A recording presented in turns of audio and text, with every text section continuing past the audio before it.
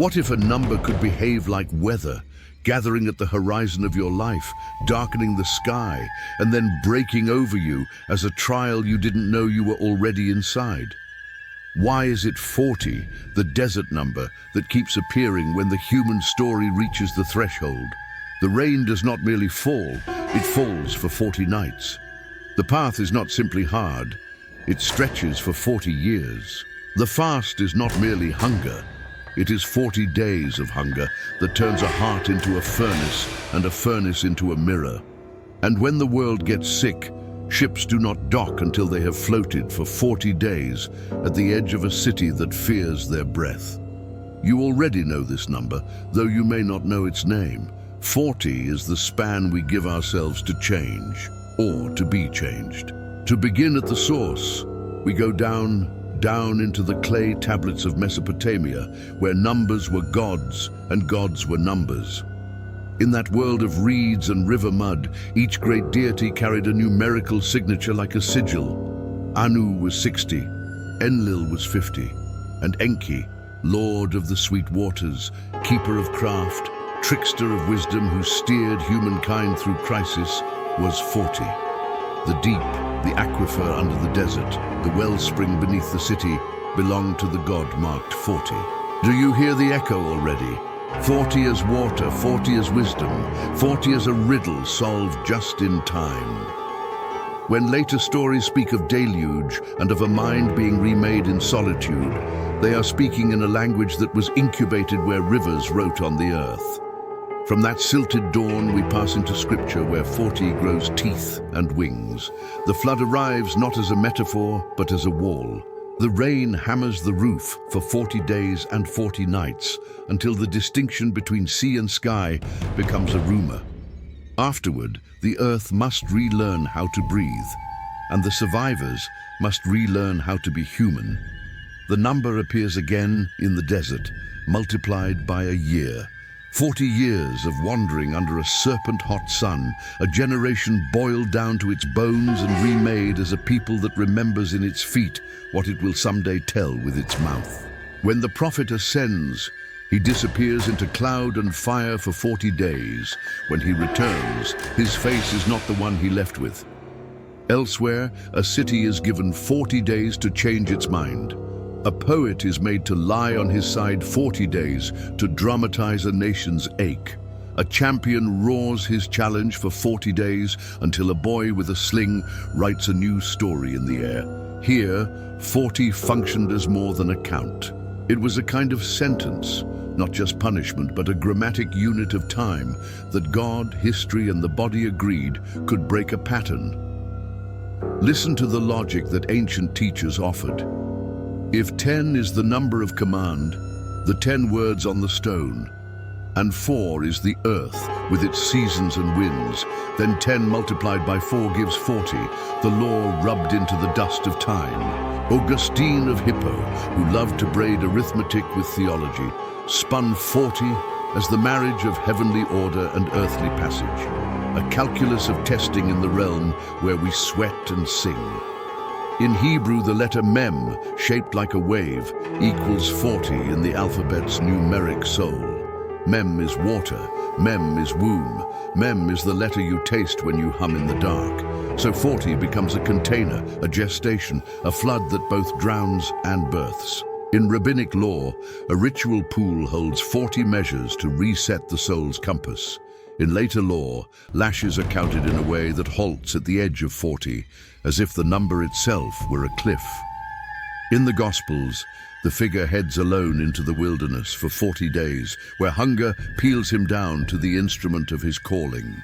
What is a fast but a recalibration, a chance to hear the difference between appetite and aim?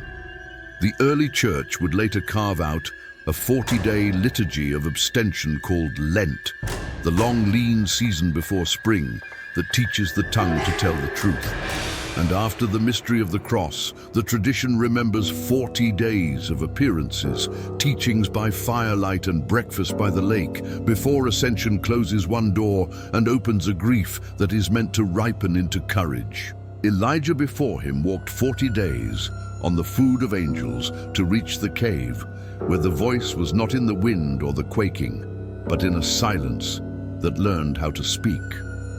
Across the desert of another tradition, a different emphasis arrives that somehow feels familiar.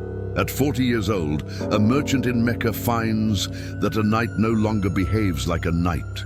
Revelation unfurls. Later, communities will shape devotions around sets of 40, collections of 40 sayings distilled as a curriculum for the heart. Practices of 40 days meant to loosen the rust from the hinge of the self. A mourning that reaches its pivot on the 40th day, when the living and the dead strike a weary truce.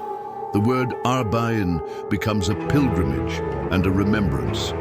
In Persian and Arabic, 40 often means not only 40 but many, a fullness that refuses to be pinned to the exact. Folklore sniffs this number out and tucks it into stories as if to say, wait here, something changes after you've counted. A poor woodcutter memorizes 2 words and stumbles into a cave where the password opens a seam in the world. 40 thieves unspool from a rock face like shadows becoming men. Persian palaces boast 40 columns, though the reflection in the water doubles them and deceives the eye. Islamic legends speak of the 40 martyrs, winter breaking into spring, bread left on windowsills so the season will remember how to arrive. Even the body remembers. Around 40 weeks and a womb transforms a whispered potential into a person who shouts their way into citizenship. But to feel the pressure of 40 in your bones, listen to a bell ring on water. Venice, 1348 and after. The plague moves like a rumor with teeth.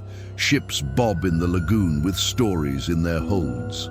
A city of masks invents a ritual, not of liturgy, but of law. 40 giorni, 40 days. The crew lives suspended in a floating paragraph of time. The breath on the dock wants the breath on the ship, but the number holds them apart. Strangely, the practice works, and a word is born: quarantine. The number becomes science's sentence, a period assigned to the body's uncertainty. No magic, and yet what is magic except timing made law? 400 years later, quarantine will spread from the lagoon to the globe, and with it the tacit confession that we still believe in 40 as the span in which the unseen either reveals itself or resolves. There is another modern echo we barely recognize because it lives under fluorescent lights. 40 hours is the modern week's compromise between endurance and rebellion. It was not chosen for mystical reasons, and yet we carry it like a spell. We measure fatigue and freedom with it. We look up from the desk after 40 winks. We joke about the top 40 as if songs could climb a ladder built of time. And somewhere around the age of 40, cultures whisper that a life checks its bearings. The joke is that nothing changes. The truth is that everything does. If this kind of forbidden numerology speaks to you, stay with me. Subscribe, tap the bell, and share this with the one friend who collects strange coincidences. Are these convergences mere poetry, or did ancient minds locate a structure that is still hiding inside time? Historians caution us not to mistake idiom for code. In Hebrew and Arabic, 40 can simply mean a lot, a stand-in for a span that feels complete. When an author writes 40, they might be saying the way you say 1,000 when you mean too many. The flood's 40 days, the wanderer's 40 years may be symbolic shorthand more than stopwatch history. Yet symbols accumulate power precisely because they are used and reused until their edges shine. A metaphor can be truer than a measurement when it captures how human change actually hurts. Mystics, unsurprisingly, press in another direction. They notice that a habit incubates in a season of discipline, that a mind begins to bend when you ask it to bend, and that between initiation and mastery there lies a crucial wilderness. They call that wilderness 40, not literally 40 days every time, but a discrete container of trial wherein the old hunger loosens its grip. In Jewish tradition, a mikveh requires 40 measures to immerse a body in living water. In Kabbalistic symbolism, Mem's water suggests the womb of meaning, the place where chaos becomes cosmos. Christian monks carve 40 into their calendars and leave the desert inside the stone. Sufi teachers design 40-day retreats to scorch the self that thinks it is the self. Orthodox communities read the grief of the 40th day as a threshold, the last day before memory changes key. The teaching repeats, the soul is a seed, and every seed knows its season. Philosophers try their hand at an algebra of symbolism. Augustine's thought experiment, 10 times 4, was an attempt to explain why 40 belonged to the tug-of-war between command and change. 10 as law, 4 as the world, 40 as a practice of bending the world toward the law. Others have toyed with the numerology of 40 as the sum of triangular numbers or as a position in sequences, but mathematics cannot quite pin the butterfly here. The more convincing math remains visceral, 40 as the square of the earth times the count of a covenant. Even if you shrug, something in you nods. Psychology walks in and turns on a lamp. How long does it take to change? Popular wisdom likes to marry time and transformation in neat spans, 21 days to build a habit or 40 days to fix a vice. Studies suggest a messier picture. One famous analysis found that new habits, on average, take more than 2 months to become automatic with wide variation. And yet, we do not live inside averages. We live inside rituals. A 40-day promise may not be scientifically precise, but it is narratively effective. It gives the mind a container, long enough to be serious, short enough to feel survivable. That container is what rituals are for. They make change visible to the one changing. Of course, symbols acquire shadows. 40 can be used as a weapon, a legal limit for harm, a sentence to be served rather than an invitation to cross a threshold. When a culture pours fear into a number, the number becomes a cage. But look again, and even the cage is a corridor. Quarantine, as cruel as it can feel, protects. A mourning period, all tears and salt, teaches a family to speak to their ghosts. The desert, empty and brutal, is the place where the whisper helps a person choose their name. There is a story I cannot stop returning to, a story that catches 40 mid-stride. A man has just fled a disaster partly of his own making. He eats what a stranger gives him, but the food is more than food. He walks on it for 40 days, into a mountain that is older than the nation he's running from. He hides in a cave and hears the theater of catastrophe. Wind that can peel skin from stone, a trembling that clips the heart, a burn that reminds him of what he lost, and then a sound that is not a sound. In that long, precise silence, the man hears his task, and what was a hiding place becomes a back door into the next chapter of his life. You can choose what to believe about the miracles. The silence is not a miracle. It is an instrument tuned by 40. Because the symbol is older than any single story, it wears new clothes in modern rooms. In films, 40 Days and Nights titles promise comedies of abstinence that flirt with the ancient pattern.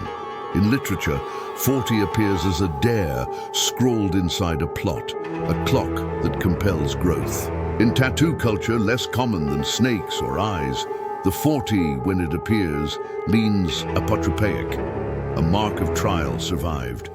Corporate logos almost never touch it, but calendars and coaching programs adore it. How to change in 40 days, how to purge in 40, how to rise in 40. It can be snake oil when sold as guarantee. It can be medicine when offered as frame. All numbers are, in a way, spells we cast on reality to make it hold still long enough to look at. But some numbers return as if they were doors built into the landscape. 3 knocks politely, 7 hums, 12 arranges, 40 waits at the edge of town where you will meet yourself at last. This is not to say that counting to 40 will save you. It is to say that humans have kept that count when they needed a season with a start and a stop, a crucible they could step into rather than being melted randomly by life. The flood ends. The wandering ceases. The caves of fear turn into rooms of instruction. The ship crosses the quarantine line and slides into the city like a forgiven thing. If you wanted to test the symbol in your own life, you might hold it like a glass to the light. Choose a change and give it 40 dawns. Choose a grief and give it 40 sunsets. Put yourself under a discipline of speech or silence, food or fasting, and watch what happens as your body first protests, then bargains, then begins to arrange its furniture around the new shape. You will find that the number is not magical, but the attention you pay is. And attention, focused, patient, consistent, has always been the alchemy humans trust when thunder cannot be called down on demand. So why does 40 haunt the edges of our oldest pages? Because we discovered early that transformation hates vagueness. We learned to build containers for the fire. We learned to give chaos a room key and a checkout date. We watched water carry the world away and then return it with a cleaner face.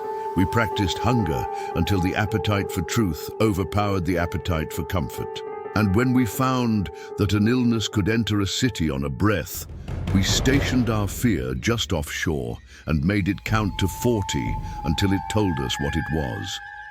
There is always one more layer if you are willing to get your hands wet. Enki, the old sweetwater god marked with 40, is a reminder that wisdom in these traditions begins under the surface. The symbol of 40 is an invitation to go below, under the noise, under the habits, down to the aquifer of your life, where what you thirst for may not be what you think. 40 is a descent that ends not in drowning, but in drinking. The secret is not the number. The secret is that you can decide where the river goes. When the rain finally ends in those old stories, the air smells like clean wood and animal breath. A window opens, a bird lifts off. Somewhere, a man steps out of a cave into a mourning that has been patiently assembling itself for 40 nights, waiting to turn him into someone capable of hearing it.